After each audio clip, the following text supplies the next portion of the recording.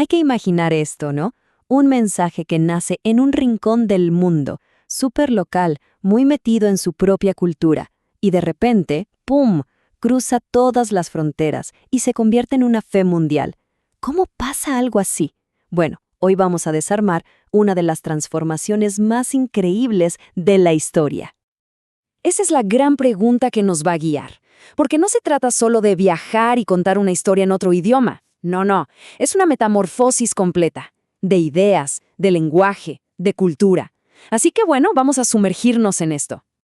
Ok, primero lo primero. Hay que entender que había una tensión fundamental desde el minuto cero.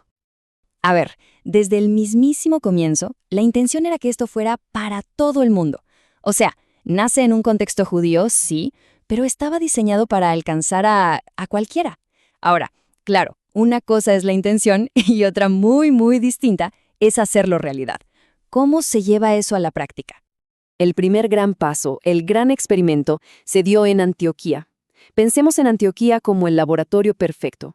Era una mezcla total de culturas, con mucha menos tensión religiosa que en Jerusalén, y además estaba llena de gente buscando respuestas, un propósito. Era como un caldo de cultivo ideal para que un mensaje nuevo y potente pudiera echar raíces. Y aquí es donde la cosa se pone realmente brillante, porque la estrategia no fue solo predicar, fue traducir. Y no solo traducir palabras, sino conceptos enteros, ideas profundas. Miren esta genialidad. Para un judío, la palabra Mesías lo era todo, pero para un romano era una palabra vacía, no significaba nada. En cambio, Kyrios, Señor, era un concepto potentísimo, una palabra que usaban para sus dioses, incluso para el César. Y lo mismo con reino de Dios. Para Roma, eso sonaba a rebelión, a política, a peligro. Pero salvación, eso conectaba con una necesidad humana, profunda y universal. Fue un cambio de lenguaje clave, absolutamente clave. Y acá vemos otra jugada maestra del apóstol Pablo. Usó el concepto de adopción, la huiotesia. Esto era una práctica legal romana, súper común para ellos. Para los judíos era algo raro, pero para un romano era clarísimo. Y con esa sola palabra, Pablo explicó una idea teológica súper compleja. Cómo alguien de afuera podía de repente ser parte de la familia de Dios con todos los derechos de un heredero. Una genialidad comunicacional. Bueno, ahora veamos el impacto que tuvo este mensaje ya traducido en toda la sociedad romana, de arriba a abajo. Para los que estaban abajo, para los oprimidos, este mensaje fue una bomba. A los esclavos, que eran legalmente objetos, se les decía que eran iguales a los libres. A las mujeres, consideradas ciudadanas de segunda, se les ofreció un valor y una dignidad propia ante Dios. Esto no era una pequeña reforma social, era una verdadera revolución de la dignidad humana. Pero ojo, que el mensaje no solo atrajo a los oprimidos. Para los intelectuales, muchos ya cansados de los mitos politeístas, esto ofrecía algo mucho más sólido, un monoteísmo coherente y una ética superior. La idea de Jesús como el Logos, o sea, la razón cósmica hecha persona, conectaba perfecto con la filosofía griega. Y la resurrección no era solo un milagro, no, era la prueba empírica que lo validaba todo. Y para la gente común, el día a día, quizás el atractivo más fuerte era la liberación.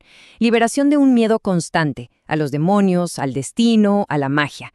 Este mensaje ofrecía perdón, un nuevo comienzo y quizás lo más importante, una comunidad. La gente veía cómo vivían los cristianos, su integridad, su amor, y ese testimonio era más poderoso que cualquier argumento filosófico. Pero claro, adaptar un mensaje tan profundo y complejo tiene sus peligros. Siempre existe el riesgo de diluirlo, de distorsionarlo por completo en el proceso. Entonces, ¿cómo evitaron que el mensaje se perdiera en la traducción? Bueno, se aferraron a 3 pilares que no se negociaban. Primero, un no rotundo a la idolatría. Jesús no era un Dios más para la colección. Segundo, hay un único Dios verdadero, creador de todo. Y tercero, y esto es clave, la fe tenía que cambiar tu vida. Creencia y conducta iban siempre de la mano. Pero a pesar de estos cuidados, los peligros eran muy reales. El bautismo podía terminar viéndose como un simple rito mágico. La fe a veces se convertía en un sistema de méritos, de hacer cosas para ganar puntos. Y al hablar de Cristo en términos tan filosóficos, se corría el riesgo de perder de vista su humanidad, su historia. Era como caminar en una cuerda floja, constantemente. Entonces, si había tantos riesgos, ¿qué validaba el mensaje? Muchas veces era la vida, y sobre todo, la muerte de los creyentes. Esta cita de Justino Mártires es tremenda. Él era un filósofo, un platónico, y no lo convenció un argumento, sino ver a los cristianos enfrentar la muerte sin una pizca de miedo. Su valentía se convirtió en la prueba final de que su fe era auténtica. Y así llegamos al punto crucial. El riesgo que tomaron al traducir y adaptar el mensaje fue absolutamente necesario. Si se hubieran quedado en un conservadurismo extremo, probablemente el cristianismo hoy sería una pequeña nota al pie en los libros de historia, una secta judía más. La adaptación, con todos sus peligros, fue lo que le permitió hablarle al mundo entero. Y esto nos deja con una pregunta final, una que resuena hasta hoy, ¿no? Cuando se toma una idea poderosa y se la quiere llevar a un nuevo contexto, a una nueva cultura, ¿dónde se traza la línea? ¿Cuál es el límite entre una adaptación inteligente y necesaria y una traición al mensaje original? Esa es la gran pregunta que queda en el aire, para reflexionar.